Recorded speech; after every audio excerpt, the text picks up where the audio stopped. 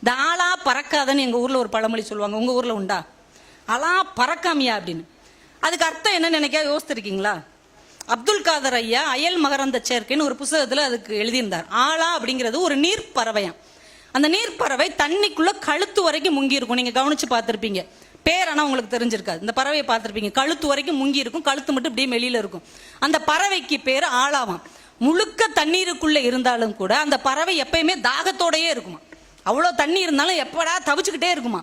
அதனாலதான் எல்லாமே வச்சுக்கிட்டு ஏதாவது ஒண்ணுக்கு ஒருத்தன் பறப்பான் பார்த்தீங்களா, ஏன்டா அப்படி ஆளா பறக்க, எல்லாம் உங்ககிட்ட தானே இருக்கு அப்படின்னு சொல்றதுக்காக ஆளா பறக்காதுங்கிற வார்த்தையை நமக்கு சொல்லி கொடுத்துருக்கிறார்கள். எல்லாமே இருந்தாலும் இல்லாத ஒண்ணுக்காக அலையிறவன் தான் மனுஷன். ஒரு சூஃபி ஞானியை பார்க்குற ஒரு சுற்றுலா பயணி ஒருத்தர் வந்தார். அவர்கிட்ட ஆசீர்வாதம்லாம் வாங்கிட்டு பார்க்குறாரு. அவர் குடிலுக்குள்ள கொஞ்சம் பொருட்கள் தான் இருந்தது, 5-6 பொருள் தான். இவர் அவர்கிட்ட கேட்டார், என்னங்கய்யா இவ்வளவு குறைவான பொருட்களோடு எப்படி நீங்க வாழ்க்கை நடத்துறீங்க, இவ்வளவு கொஞ்சம் தான் வச்சிருக்கீங்க?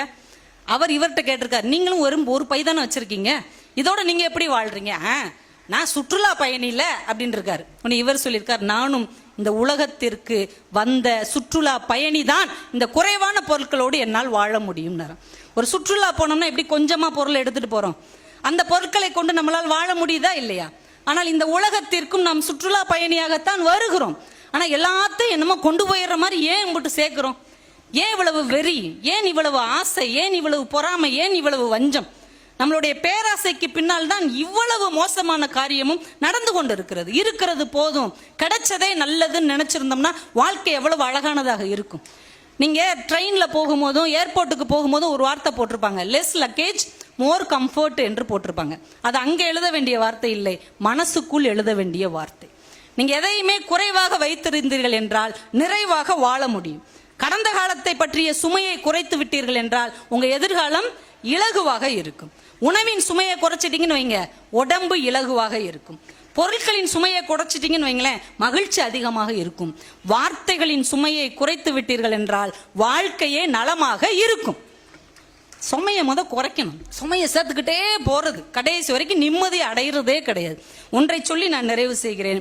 சமீபத்தில் விகடன்ல ஏதோ ஒரு புக்கில் அறிவழகன் ஒருத்தர் எழுதின ஒரு பதிவு, அதை மட்டும் சொல்லிட்டு முடிச்சிடுறேன். நம்ம இந்த ஜனவரியில் ஊரடங்கு வந்தது இல்லையா, தைப்பொங்கலுக்கு முந்தின நாள் ஊரடங்கு அறிவிக்கப்பட்டிருக்கிறது. அந்த மனுஷன் ஒரு 9:45 மணிக்கு 10 மணிலேருந்து ஊரடங்கு. கொஞ்சம் ரிவர்ஸ் அந்த காலத்தை நினச்சி பாருங்க, எப்படிலாம் அன்னைக்கு இருந்தோம் அப்படின்னு. 9:45 இன்னும் 1/4 மணி நேரத்தில் பஸ் எல்லாமே நிப்பாட்டிடுவாங்க. அவர் சென்னையில் இந்த ஓமந்தூரார் மருத்துவமனை இருக்குல்ல, அதுக்கு எதுக்கு நின்றுட்டு இருக்கிறார். அவர் வீடு எங்கே இருக்குன்னா கோயம்பேடுல இருக்கு. இப்போ ஒரு பஸ்ஸு கூட வரல, பயங்கர கூட்டமாக இருக்கு. 1/4 மணி நேரத்துக்கு அப்புறம் அந்த பஸ்ஸும் வராது, அப்படி நின்றுட்டே இருக்கிறார். என்ன செய்யலாம், ஆட்டோ பிடிக்கலாமான்னு. அவருக்கு கொஞ்சம் தள்ளி ஒரு குடிகாரர் எல்லா ஆட்டோவையும் இப்படி கையை காமிச்சு டான்ஸ் ஆடுறாரு. ஒரு ஆட்டோ கூட அவர் பக்கத்தில் வராமல் போயிடுது. என்னடா அந்த குடிகாரர், இவரும் ஒரு ஆட்டோவையும் நிப்பாட்ட மாட்டேங்கிறாரு, நம்மளையும் நிப்பாட்ட விட மாட்டேங்கிறாருன்னு இவருக்கு ஒரே பதட்டம். குடிகாரரை தாண்டி போய் ஒரு ஆட்டோவை இவர் நிப்பாட்டிட்டார். அந்த ஆட்டோக்காரர்கிட்ட கேட்குறாரு, சார் நான் கோயம்பேடு போகணும், எவ்வளவு அப்படின்னு. அந்த ஆட்டோக்காரருக்கு அதுதான் கடைசி சவாரி. இனிமேல் லாக்டவுனுக்கு அப்புறம் எப்போ சவாரினே தெரியல. ஆனால் அவர் சொல்றாரு 200 சாருங்கிறார். வழக்கமாக இவர் 300 ரூபா கொடுத்து தான் போகிற தூரம், அது 200 ரூபா கேட்குறாருன்ட்டு ரொம்ப சந்தோஷமா ஏறிக்கிறார். இப்போ அந்த குடிகாரர் மறுபடியும் டான்ஸ் ஆடிட்டே நிற்கிறார். இவர் அவரையும் கூப்பிட்டு, வாயா நீ எங்கே போகணும், நான் சேத்துப்பட்டு போகணும், 60 ரூபா தர்றியா, தர்றேன் ஏறிக்கணும். அவரே ஏற்றிக்கிட்டார். போகிற வழியில அந்த குடிகாரர் பேசிட்டே வர்றார், நான் ரொம்ப நல்லவன், கடவுளுக்கு என்னை பற்றி தெரியும், நான் யாருக்கும் எந்த துரோகமும் செஞ்சதில்லை, நான் எல்லாருக்கும் நல்லதே தான் செய்வேன். அவர் பாட்டு குளறிட்டே வர்றார். சேத்துப்பட்டு வந்துருச்சு. இறங்கியா காசு கொடு அப்படின்ன உடனே, காசு நான் ஏன் உனக்கு கொடுக்கணும், ஏற்கனவே இந்த ஆள் தான் சவாரிக்கு ஏறி இருக்கிறாருல, ஒரு சவாரிக்கு 2 ஆள்கிட்ட காசு கேட்பியா, நீ எல்லாம் விளங்குவியா, உருப்படுவியான்னு ஆரம்பிச்சிருக்காரு. போய் நீ காசே தர வேண்டாம்னு அனுப்பிட்டு வண்டி எடுத்துட்டார்.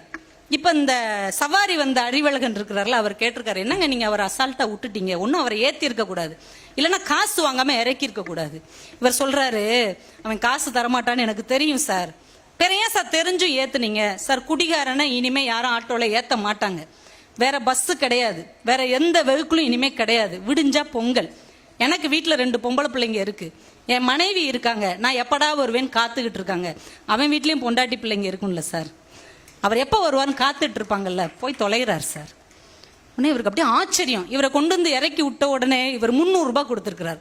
அவர் 200 ரூபாய் எடுத்துட்டு 100 ரூபாயை திருப்பி கொடுத்துட்டு, ஏற்கனவே நான் வீட்டுக்கு திரும்புகிற சவாரி தான், நீங்க ஏறினதே எனக்கு எக்ஸ்ட்ரா இன்கம் தான், உள்ளது போதும் சார், நான் வர்றேன்ட்டு போயிட்டாராம். இந்த சம்பவத்தை சொல்லிவிட்டு அந்த அறிவழகன் என்பவர் அந்த வார்த்தையை எப்படி முடிக்கிறார்னா, உலகம் இயங்குவதற்கு என்று ஒரு அச்சு இருக்கிறது. பல்லாயிரம் ஆண்டுகளாக மானுட குலம் பயணம் செய்து கண்டடைந்த அச்சு அது. சக உயிர்களிடத்தில் நீதியோடு நடந்து கொள்வதற்கான நாகரிகத்தின் அச்சு அது. அது சில நேரங்களில் ஆட்டோக்காரர்கள் வடிவத்திலும் வரும் அப்படின்னு முடிச்சிருந்தார். நம்ம சுற்றி இருப்பவர்களை யாரோ என்று பார்க்கிறோம். ஆனால் கவனித்து பார்த்தால் ஒவ்வொருவருக்குள்ளும் ஒரு தெய்வத்தன்மை இருக்கிறது, ஒரு கருணையான மானுடத்தின் தொடர்ச்சி இருக்கிறது. அதை கண்டடைய கற்றுக்கொண்டோம் என்றால் இந்த வாழ்க்கை மிக மகிழ்ச்சிகரமானதாக இருக்கும் என்று சொல்லி இவ்வளவு அழகான ஒரு வாய்ப்பை தந்த அத்துணை நல்ல உள்ளங்களுக்கும் நன்றி கூறி விடைபெறுகிறேன். நன்றி.